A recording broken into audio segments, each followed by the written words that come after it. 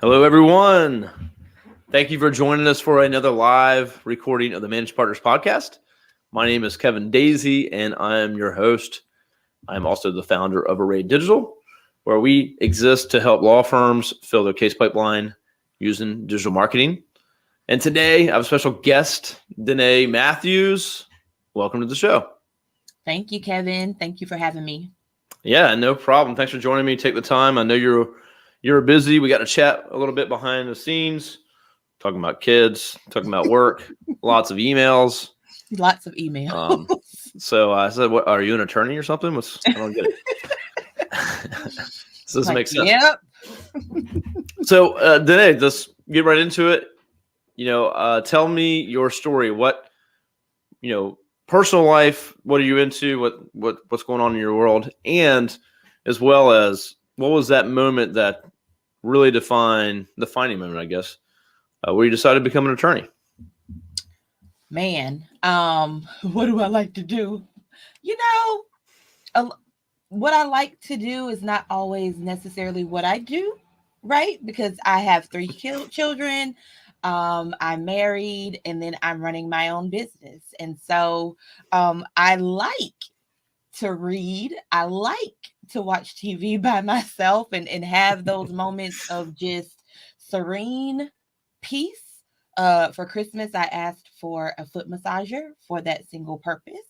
But it doesn't mean that that's always what I do, right? And so, but I enjoy my life as a mom and a wife and a business owner. And so my firm particularly kind of falls in a place where I take my personal lifestyle and what I believe in a God first method, family second, and everything else is a close third. And I kind of put that into my business in the way I interact with my clients and my staff and making sure that we are creating well-rounded individuals. And so I kind of just spend a lot of time pouring into myself and pouring into my family and others. And then I take that time always, every week, practically every day, even if it's for 15 minutes, to pour into myself. I think that's very, very important to make sure that you are solid before anybody else. So, I love it. I absolutely love it. And yeah, if you don't take care of yourself, you can't take care of others. Not at all.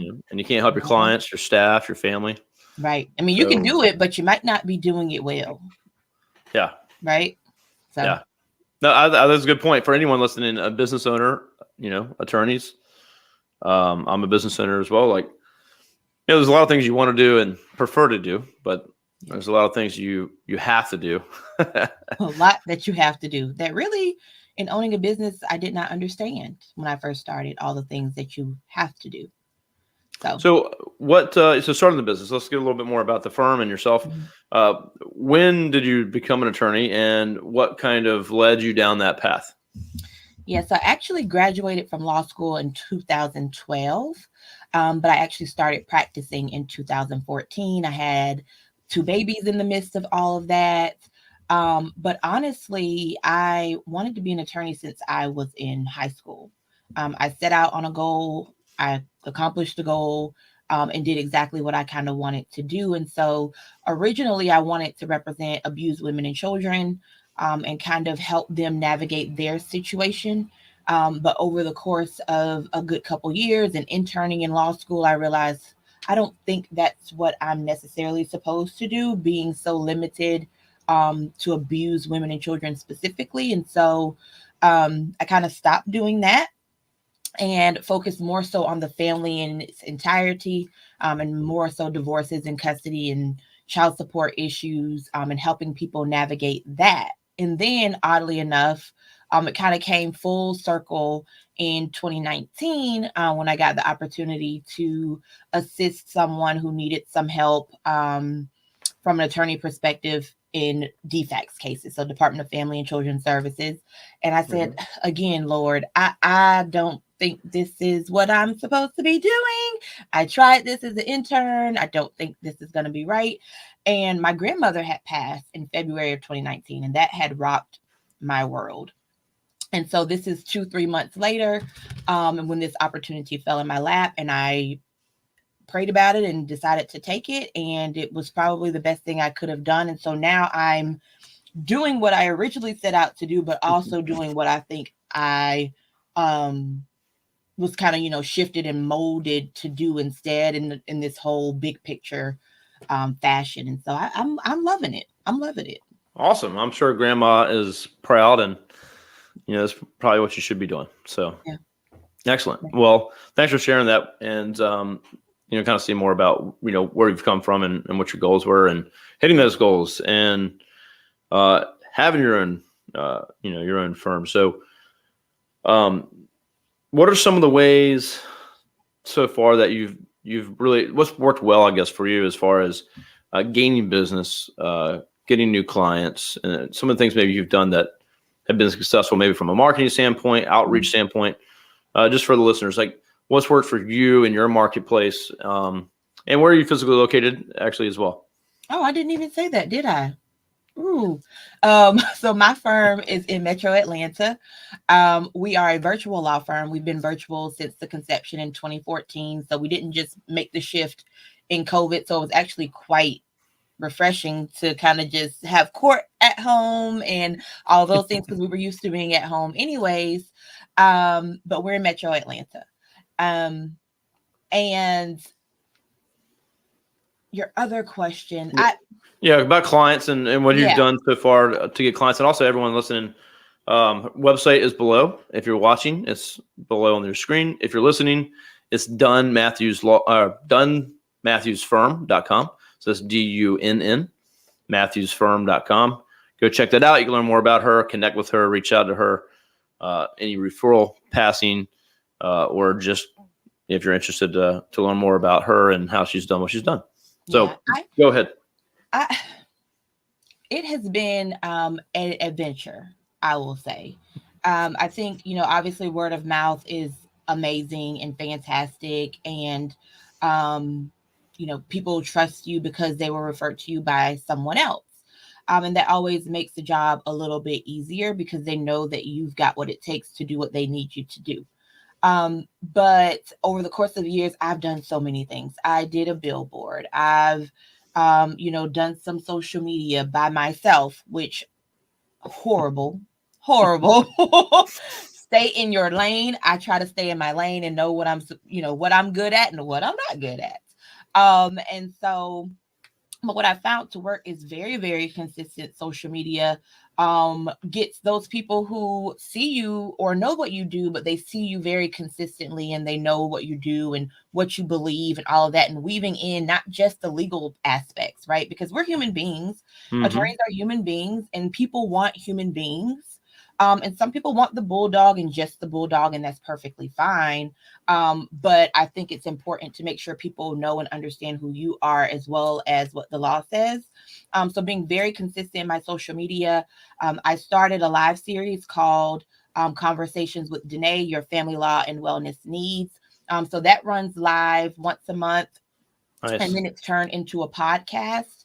And so I was very nervous to start it, first of all, but I found that a lot of people actually enjoy it and they download it and they send me emails about it and how it has helped them. And so I try to, again, we focus on the entire person at our firm and not just whatever their legal matter is. And so I've found that by weaving in those things, that it actually speaks to my ideal client.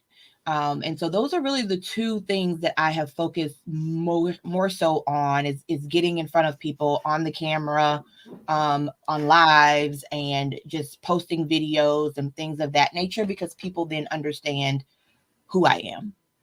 Yeah, no, I love it. And I think that was an important thing you said there was your ideal client, mm-hmm. and understanding what that ideal client is. Yes. And I think for anyone listening, like, who is your actual ideal client? And I think some people just take the case, you know, if you're word of mouth, it's kind of like you get what you get, and you get referrals. But when you want to start tailoring that and say, all right, well, who do I really want, and who do I work with best? Who do I help? You know, who do I really want to help? And your social media should reflect that, and it should be also real and not faked, right? So So that's I love what you're doing with that, and it sounds like it's working really well. And you also use StreamYard, which is what we're using I do. right now. So I got a StreamYard expert here. I don't know about expert, but I'm on the intermediate level, maybe. Hey, most large firms don't have a podcast and stream on social media live, like, so that you're doing that consistently is awesome. And I've gotten many clients over my years where I post on videos on LinkedIn and I engage with people, and they become clients, and they're already ready to be a client because they're like, I feel like I know you, even though I haven't met you before. And so they allows them to connect with you, right? And especially with people divorced, they have questions. It takes time, research, thought. Right. So they need, if they're constantly getting some advice from you over time, and they try to, they finally make that decision that they need to go forward, there's a good chance they're going to call you.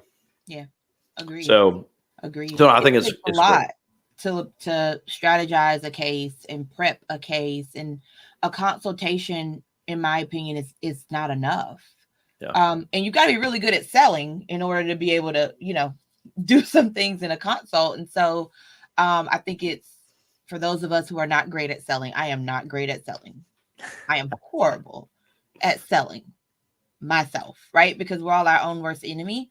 And I crawl into a back corner when it comes to selling, and I don't like doing it. And I'm constantly investing in myself also behind the scenes and how to do that. And I still suck at it. Excellent. But I think people knowing me from other avenues and things I put forth it makes it a little easier. I'm not really selling myself. I've kind of already done the work by putting out the content, if that makes sense. Well, sometimes, people are already sold. Yeah. And, if you're not trying to sell them, in some cases that might be more appealing to them, and they might just be more sold. But we invest a lot into sales and trying to get better. And not from a perspective of like, I don't want to sell any client anything that's not a good fit. Right. Agreed. That's the last thing I want to do. But when I know it's a good fit, and I know I can help you, right? Then it makes it a lot easier to say, hey, listen, we know we can help you, and I'm willing to bet on it. And here, what else do you need from me to see that, this is the right fit? Yeah. Agreed. So, it gets a little easier over time as you start to go, okay, I know I can help this person. And then you kind of lock in and say, all right, well, I'm going to bug you to death until you give me an answer. It's funny. I had a law firm, and I know we're talking about sales, but I had a law firm, a new law firm client of ours. So we do digital marketing for law firms, and they actually I was like, man, I'm bugging these people to death. And they actually said, hey, we appreciate it because we're busy and we need your help, but we're just too busy. So thanks for calling us and following up so much, because otherwise they would have dragged their feet. It's going to go in those emails that we talked about before we hopped on. And it's not yeah, exactly. Yeah. Pop up over and over and over again. I'm probably going to take some action. So yeah, Dene sent me her bio about 5 minutes ago. Literally. That's fine. Oh, but no, I think it's a good point, though. A good point for attorneys listening and managing partners. You got to be good at, you're an attorney, you're running a firm, you have to be good at sales. Yeah. And again, you're not trying to take advantage of people, but if you know you can help, why choose you? And at that point, you have to be good at selling yourself and what makes you different and explaining those things. So. Right.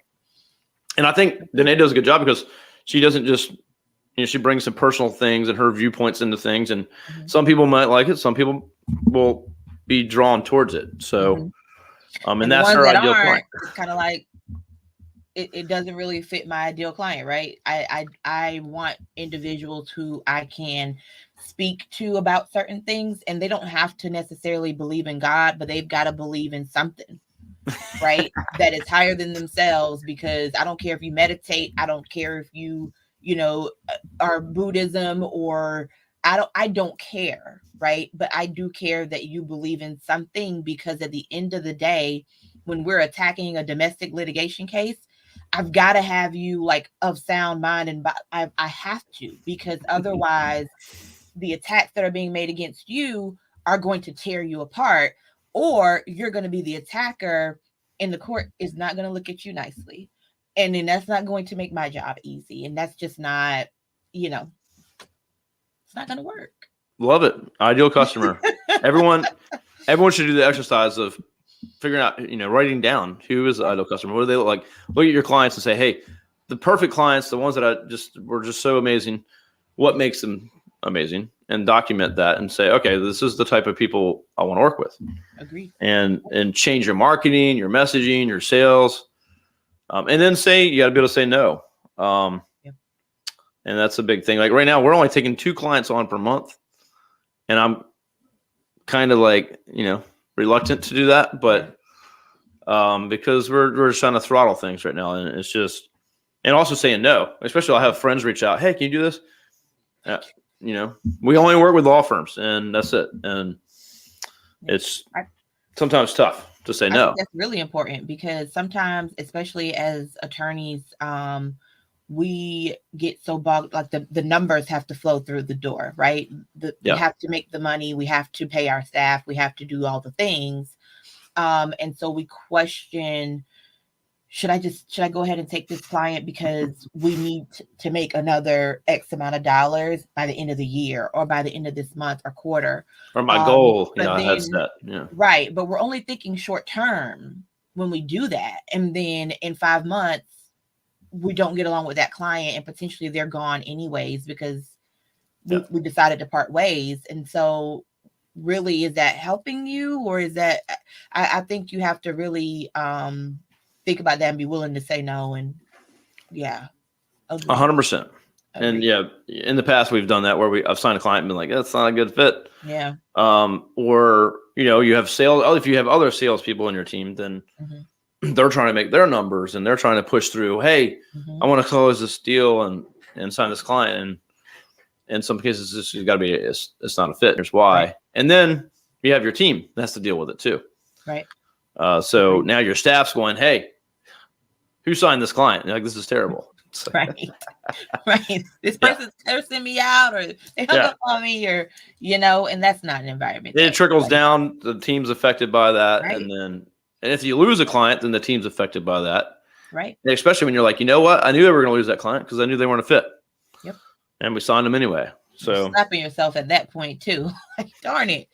But it's a tough job managing a law firm and managing a team, and planning and figuring out what you're going to do, and not just going day to day. It's tough. It's tough. That's what this show's all about. Yeah. Yeah. Well, next question. So I love what you're doing with social media and going live, and the podcast is amazing. I want to share more about that if we can too. Is some of that linked off your website?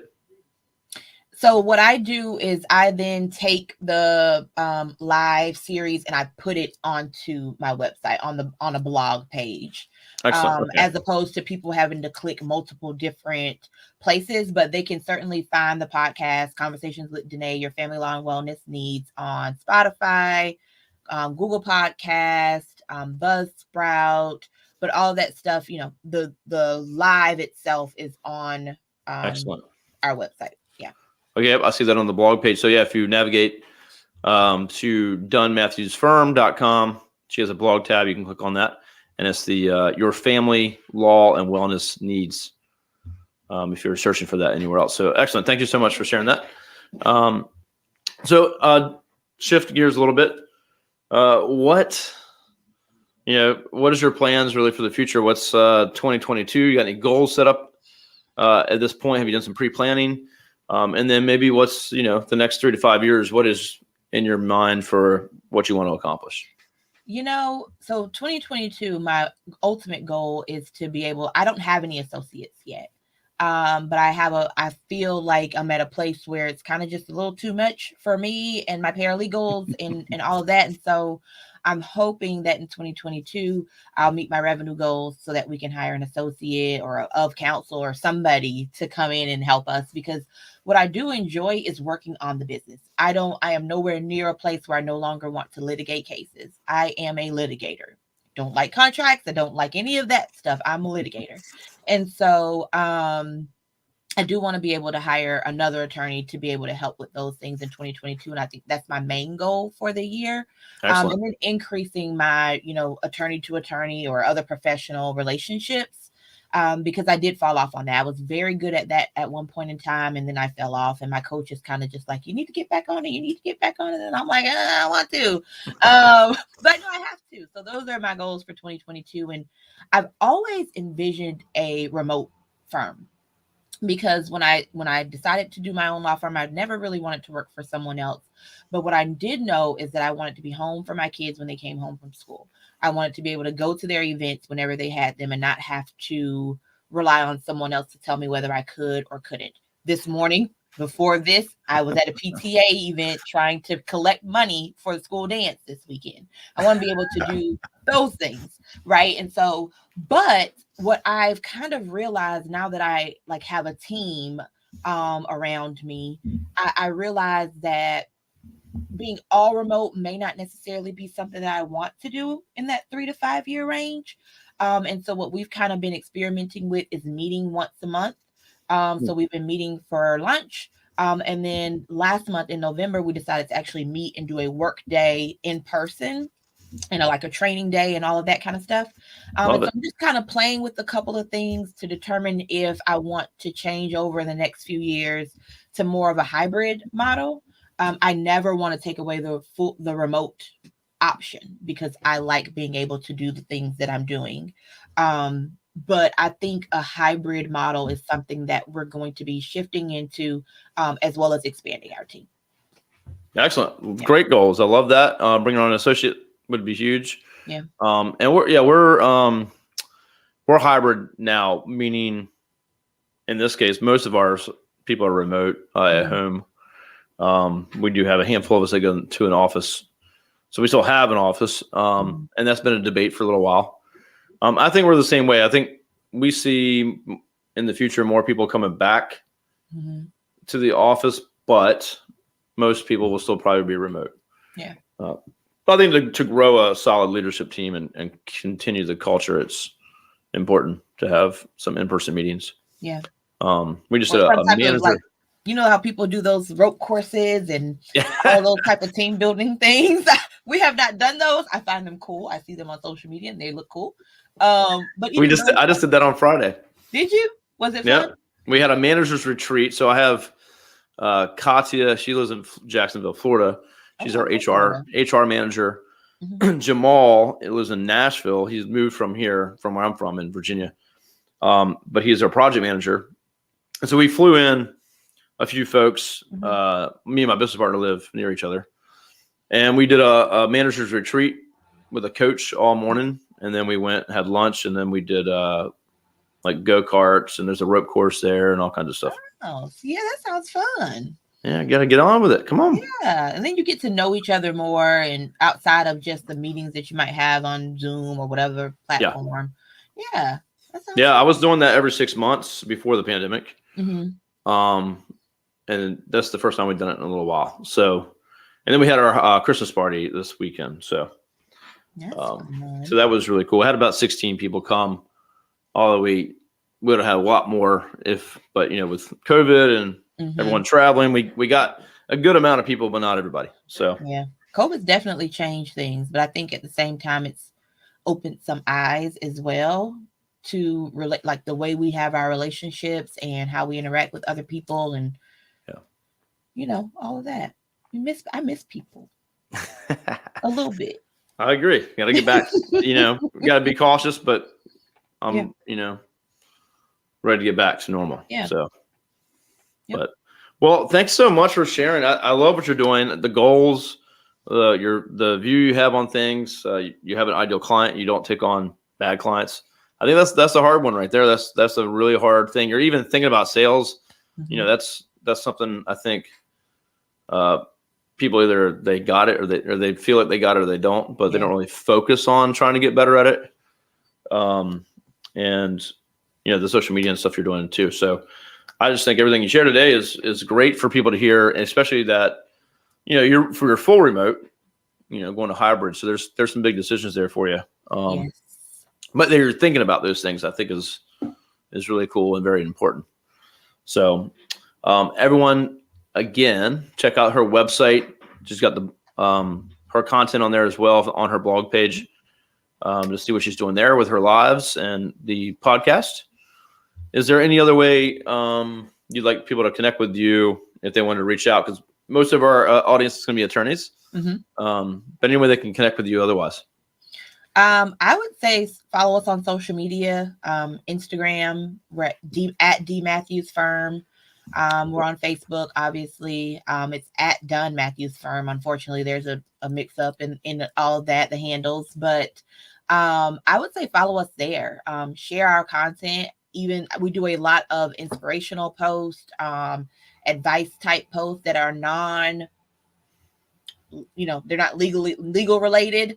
And I think that would share it. Feel free to share it with your viewers as well. Sign up, follow us on Spotify, like I said before, Google Podcasts, YouTube. We are trying to get our YouTube subscribers up.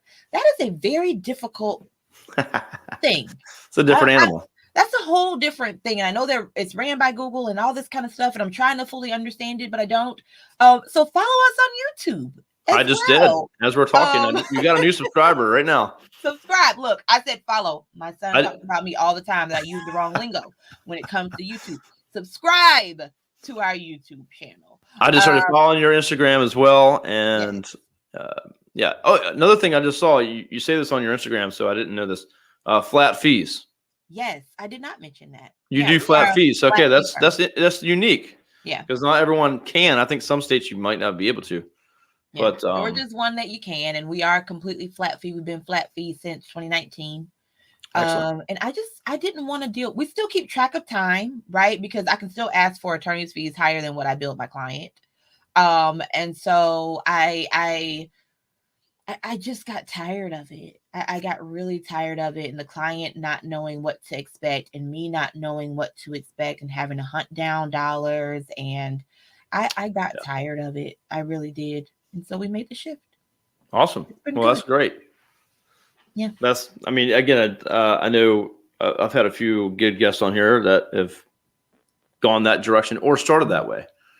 And I've only heard good things. And I know in some areas you can't. Like, I think Florida might be one you can't do that. But yeah, it's an interesting take. And I think I see more and more switching to that model. Yeah, I've seen it all around. And I was just having a conversation with my husband the other day, like, should I switch to hybrid and do some things hourly and some things not? And I said, nah. Yeah, you get right back to it.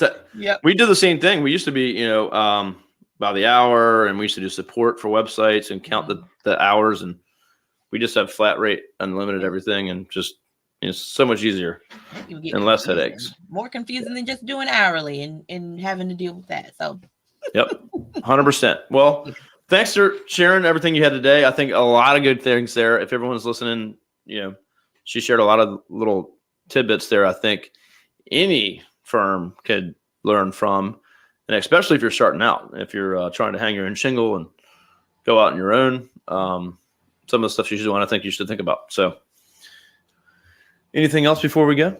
No, I think that's it. Thank you for having me. I enjoyed it. It was a blast. No, thanks so much. I love everything you had to say. And everyone, this will be up soon if you're watching, listening, arraylaw.com/podcast. We also have the Managing Partners newsletter, which goes out every week. We feature episodes that are upcoming. We'll share this as live soon. So those will be shared in our newsletter. We also have the book club. So any of our attorneys out there that have been guests that also have written a book, we have a book club. So we feature books by the attorneys. Most of the books are to help attorneys run their businesses and things like that. So it's a really good list of books that we have coming out. So, but take a look. If you want to sign up for that newsletter, reach out to us. Dene will probably already put you in there, so you'll be getting that soon. And so, yeah, check out her stuff. And Dene, my team will reaching out. And once it's up on YouTube and all that stuff, you can share that as well throughout your followers. And then, of course, if you need help, well, wrong one. If you need help marketing your firm, growing your firm through SEO, advertising, social media, some of the things like Dene is doing here, that's what we do. Website design, development. We help firms grow. So reach out to us. Got any questions? I'm happy to answer those. And that's it. So have a blessed day. You as well. All right. We'll see you guys soon. Dene, you saying hang on with me for a second? We'll talk backstage.